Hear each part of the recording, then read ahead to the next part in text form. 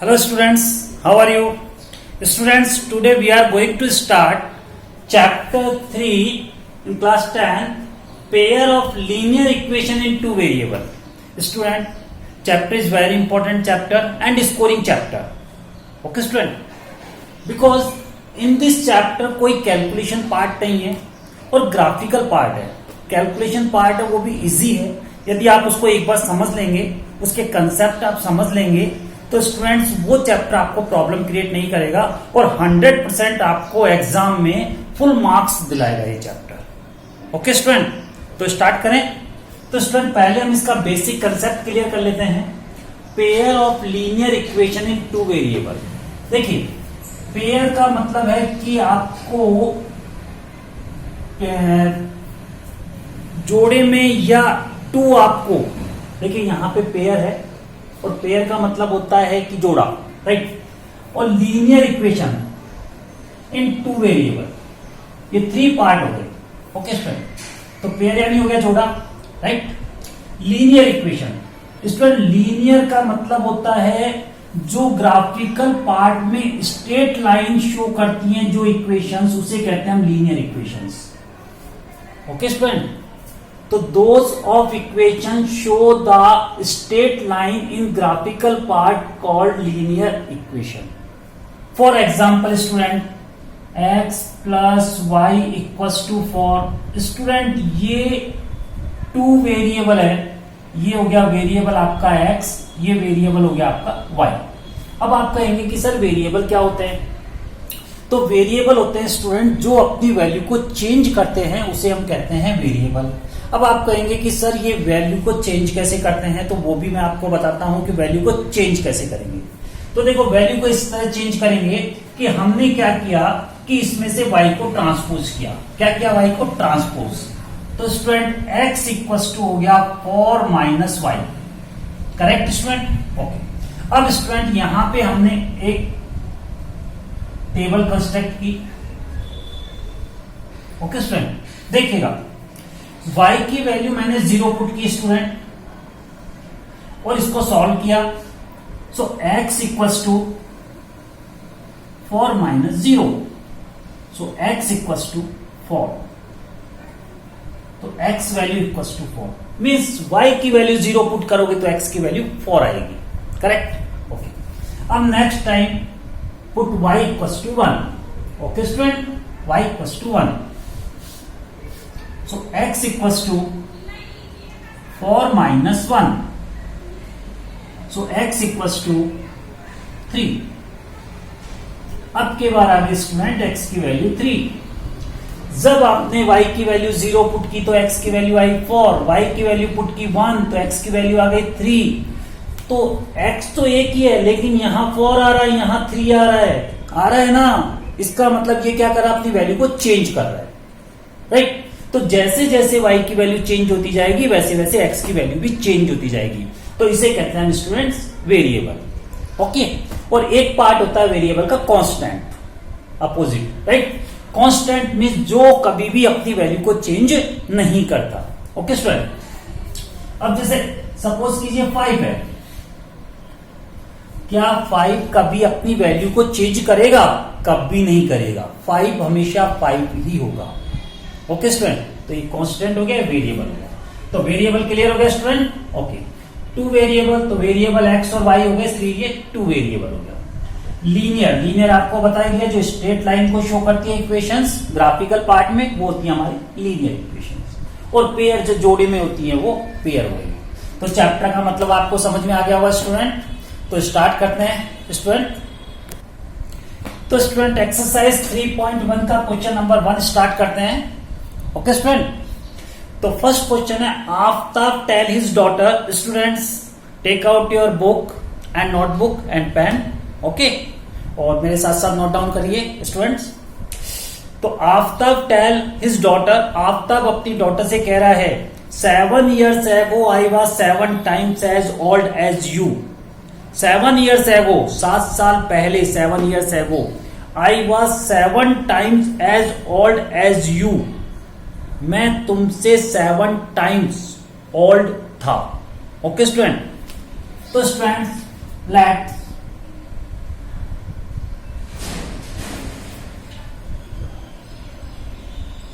let us age of Aftab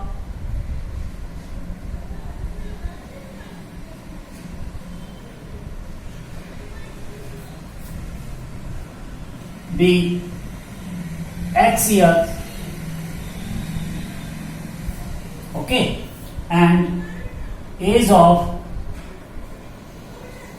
इससे कह रहा है स्टूडेंट, ये अपनी डॉटर से कह रहा है, age of his daughter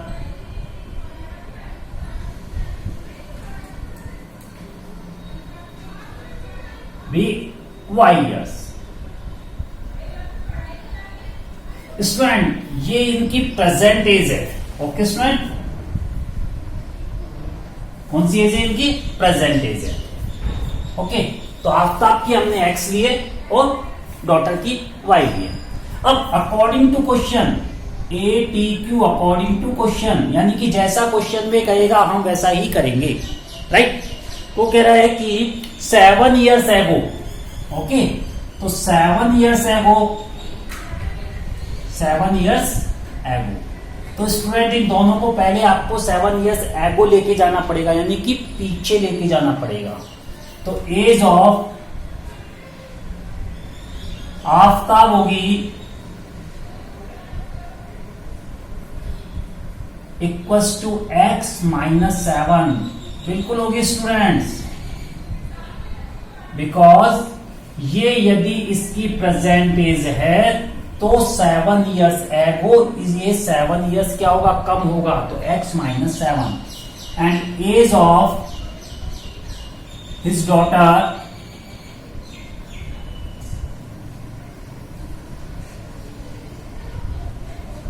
equals to y-7 years। Students ये टाइम रिलेटेड क्वेश्चन है, यदि आफ्ताब 7 years छोटा होगा, ओल्ड होगा, पीछे होगा, तो उसकी डॉटर भी 7 years बैक जाएगी, राइट। सो x-7 और यहां पे y-7। स्टूडेंट एक बहुत ही अच्छी ट्रिक मैं आपको बताने जा रहा हूं, इससे कभी भी आपकी इक्वेशन रॉन्ग नहीं होगी, ओके स्टूडेंट। तो कह रहा है कि 7 years एगो after I was 7 times, times का मतलब होता है मल्टीप्लाई। स्टूडेंट यहां मैं आपको क्लियर कर देता हूं, टाइम्स, टाइम्स का मतलब होता है मल्टीप्लाई, टाइम्स का मतलब मल्टीप्लाई। तो आफ्टर 7 times है, तो इसका मतलब डॉटर 7 times नहीं है, तो जो नहीं है उसके आगे 7 times लगा दो ताकि ये इसके इक्वल में आ जाए, ओके स्टूडेंट। सॉल्व कीजिए students, x-7 equals to 7y-49, okay student. 7y को ट्रांसपोज कीजिए, सो x-7y इक्वल्स टू -49 + 7, ठीक है ना भाई। -7 उधर होगा तो प्लस हो जाएगा, so therefore x-7y equals to -42, तो ये हो गए student equation number 1, okay student, ये हो गई आपकी इक्वेशन नंबर 1। अब हम सेकंड इक्वेशन की तरफ रन करते हैं स्टूडेंट्स। तो आगे कह रहा है स्टूडेंट ये कि 3 years फ्रॉम नाउ, यानी कि अब से 3 साल बाद, 3 years from now I shall be 3 times as old as you will be, मैं तुमसे 3 times ओल्ड हूंगा, right. I shall be 3 times as old, okay. So again student I have note down first equation there. Again second equation के लिए according to question 3 years from now, यानी after 3 years, okay student. So 3 years after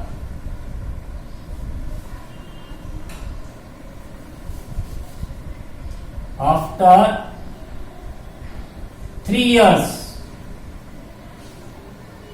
okay, तो as of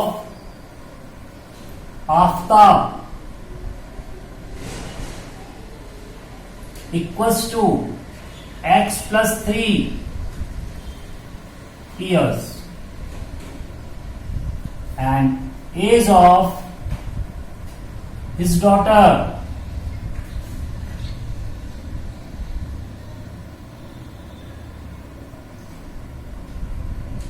y+3 years। Student जैसे question है, जैसे question में indicate कर रहा है, इंस्ट्रक्ट कर रहा है, वैसे अपन रन कर रहे हैं। ओके, नाउ x+3 ये हो गया आफ्ताब, y+3 ये हो गई डॉटर। अब कह रहा है स्टूडेंट कि Aftab will be 3 times, Aftab कितना होगा 3 टाइम्स, तो ये 3 टाइम्स है, तो इक्वेशन को इक्वल करने के लिए 3 यहां पे यूज कीजिए। Times means multiply, times means multiply.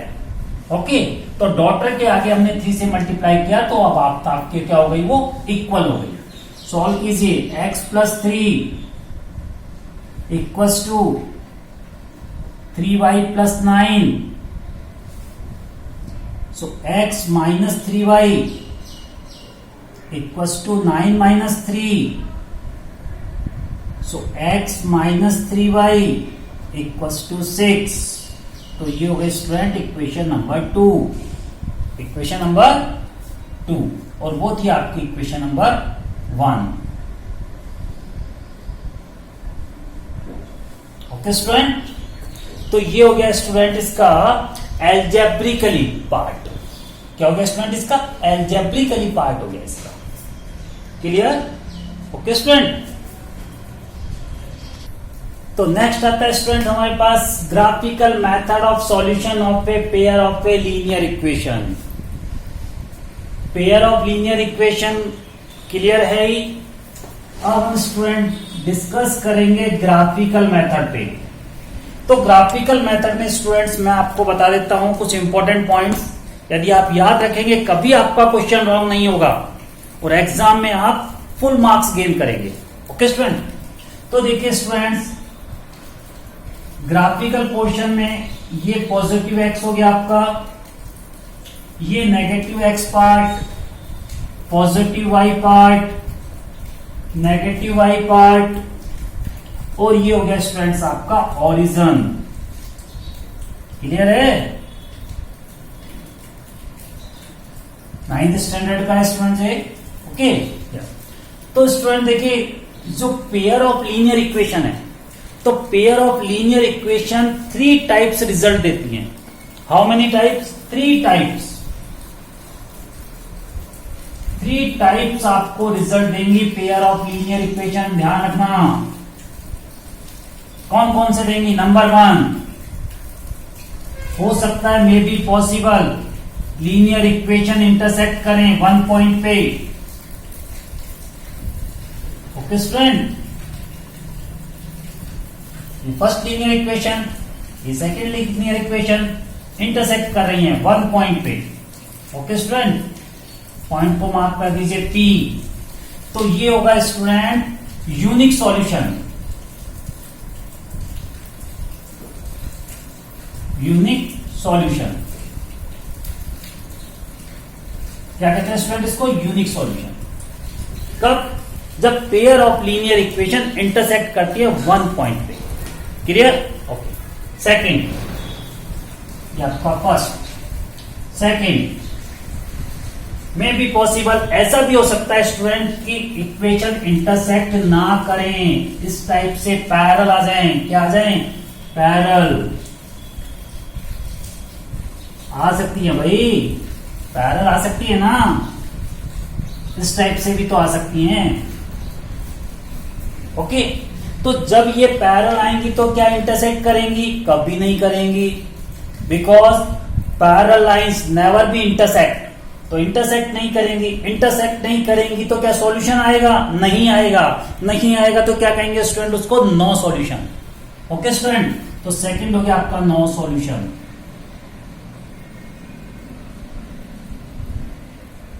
No solution. Okay student, अब आ जाइए थर्ड पे कि अब थर्ड कौन सा बचा। तो स्टूडेंट थर्ड रहा कि ऐसा भी हो सकता है कि वन लाइन मीन जो वन लीनियर लाइन है आपकी स्ट्रेट लाइन है, तो स्ट्रेट लाइन के ऊपर सेकंड स्ट्रेट लाइन आपकी क्या कर सकती है, ओवरलैपिंग कर सकती है। देखिए कैसे स्टूडेंट, ये फर्स्ट लाइन, ओके स्टूडेंट, और ऐसा हो सकता है कि जो सेकंड लाइन है वो इसी के ऊपर रन कर सकती है। सेकंड लाइन भी तो भाई इसी के ऊपर रन कर सकती है ना, इस टाइप से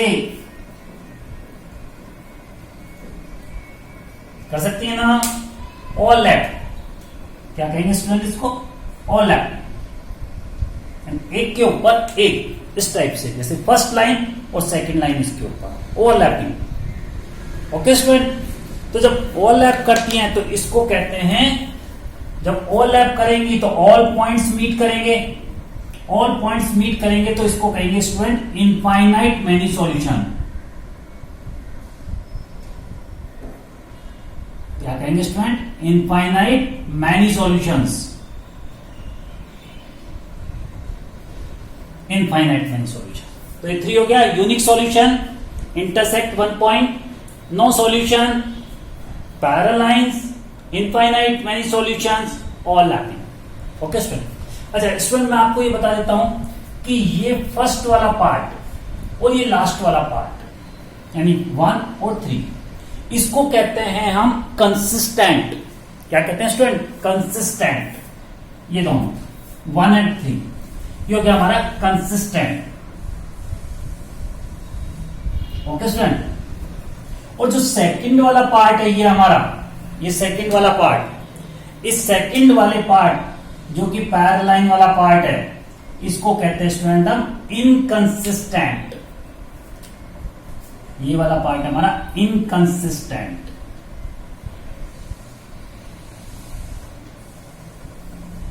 तो आपको क्लियर हो गया होगा स्टूडेंट्स। ओके स्टूडेंट, जब पेयर ऑफ लीनियर इक्वेशन की बात कर रहे हैं तो लीनियर इक्वेशन में इसमें आपके बुक में एक पॉइंट और है कंपैरिजन। तो कंपैरिजन करके भी हम unique solution, no solution, infinite many solutions के रिजल्ट्स फाइंड आउट कर सकते हैं। ये तो ग्राफिकल पार्ट था स्टूडेंट। देखिए स्टूडेंट, जो लीनियर इक्वेशन है वो होती है आपके इस फॉर्म में, ax plus by plus c equals to 0। Student हमेशा ध्यान रखना, जो लीनियर इक्वेशन होती है उसमें वेरिएबल पे कभी भी पावर नहीं होती, सिंगल पावर होती है, मींस 1 पावर होती है, और 1 पावर को अपन कभी भी डिनोट नहीं करते हैं, करेक्ट। तो स्टूडेंट जो लीनियर इक्वेशन होती है, तो लीनियर इक्वेशन में वेरिएबल पे पावर नहीं होती।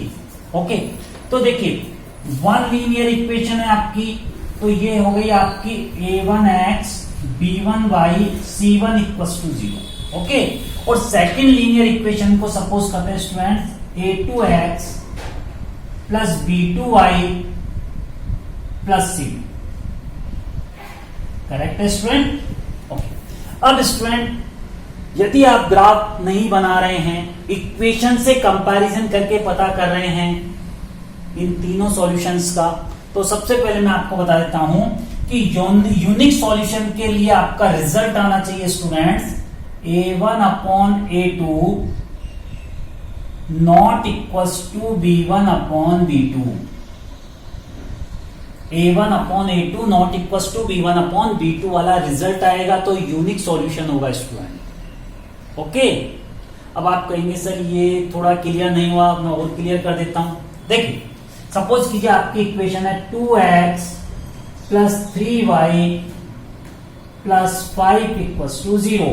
हो सकती है ना स्टूडेंट, हो सकती है। और सेकंड इक्वेशन है स्टूडेंट, सपोज कीजिए आपकी सेकंड इक्वेशन है 3x minus 2y plus 4 equals to 0। Okay student, तो स्टूडेंट देखिए ये जो पोर्शन है ये आपका डिनोट करेगा a1 अपॉन a2 को। ये a1 है, ये a2 है, ये a1 ध्यान देना, ये a2। ओके, ये शो करेगा b1 अपॉन b2 को। स्टूडेंट तो A1 अपॉन A2 का रिजल्ट आपका क्या आ रहा है स्टूडेंट, ये थोड़ा इरेज कर लेता हूं, स्पेस मिल जाएगा है ना, यहां से थोड़ा इसको इरेज कर, ये वाला पोर्शन स्पेस मिल जाएगा मुझे थोड़ा एक्सप्लेन करने के लिए।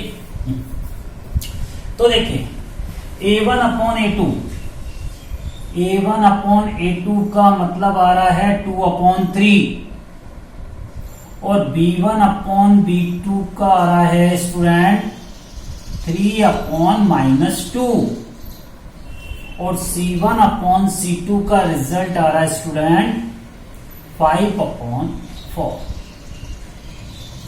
ओके स्टूडेंट, तो बताइए A1 अपॉन A2 यानी 2 अपॉन 3 -3 अपॉन 2 के इक्वल है क्या? नहीं है ना, नहीं है। तो नहीं है तो कौन सा सॉल्यूशन हो गया? यूनिक सॉल्यूशन हो गया, यानी A1 upon A2 not equal to B1 upon B2, तो यूनिक सॉल्यूशन हो गया। यानी ये linear pair of linear equation unique solution का रिजल्ट देंगी।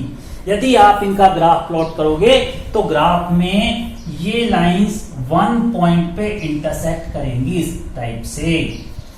क्लियर है ना? सेकंड आ जाइए, no solution.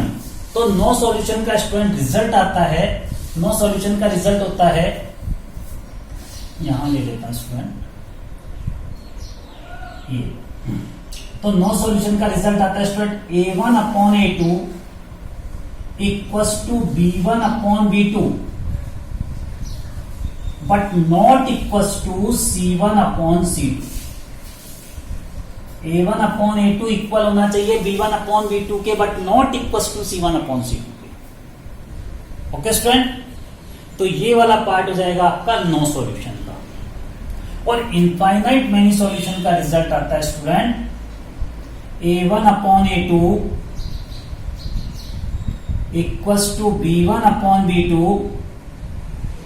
Equals to C1 upon C2। तो ये रिजल्ट शो करेगा इनफाइनाइट मेनी सॉल्यूशंस को, ये करेगा नो सॉल्यूशन को। एक एग्जांपल देके आपको और क्लियर करता हूं स्टूडेंट। सपोज कीजिए आपके पास इक्वेशन है, यहां मार्क कर लेता हूं, आपके पास इक्वेशन है 3x plus 4y plus 2 equals to 0। Second equation है स्टूडेंट 2x, तो स्टूडेंट यहां 6 ले लो, 6x plus 8y plus 7 equals to 0। Okay student, अब यहां पे A1 अपॉन A2 की वैल्यू बताइए स्टूडेंट। तो A1 अपॉन A2 की वैल्यू हो गई स्टूडेंट 3 अपॉन 6, कैंसिल करोगे तो 1 अपॉन 2। अब लीजिए B1 अपॉन B2 की वैल्यू, तो B1 अपॉन B2 की वैल्यू आ रही है स्टूडेंट 4 अपॉन 8, और सॉल्व करोगे तो अगेन 1 अपॉन 2 आ रहा है ना भाई। और C1 अपॉन C2 की वैल्यू लेते हैं स्टूडेंट, तो C1 अपॉन C2 की वैल्यू हो रही है स्टूडेंट, यहां लेता हूं है ना, C1 अपॉन C2 की वैल्यू हो रही है C1 अपॉन C2, इसकी वैल्यू हो रही है 2 अपॉन 7। तो 1 upon 2 equal, but 2 upon 7 not equal. तो therefore A1 upon A2 equals to B1 upon B2 equal, but not equals to C1 upon C2। Clear हो गया वो स्टूडेंट आपको? Okay yes. और इसी तरह इनफाइनाइट मेनी सॉल्यूशन में student A1 upon A2 equals to B1 upon B2 equals to C1 upon C2। तो clear है स्टूडेंट्स? तो स्टूडेंट्स ये था आपका चैप्टर 3 का पार्ट 1। ओके, तो students you are facing any problems जब आप प्रैक्टिस स्टार्ट करेंगे? यस, जब आप प्रैक्टिस स्टार्ट करेंगे तो हो सकता है मे बी पॉसिबल कि आपको प्रॉब्लम फेस हो सकती है। तो यदि आपको प्रॉब्लम फेस होती है तो कमेंट बॉक्स में मुझे शेयर करें। नेक्स्ट वीडियो में मैं आपकी प्रॉब्लम को 100% आपकी प्रॉब्लम को सॉल्व करूंगा। Okay student, good bye.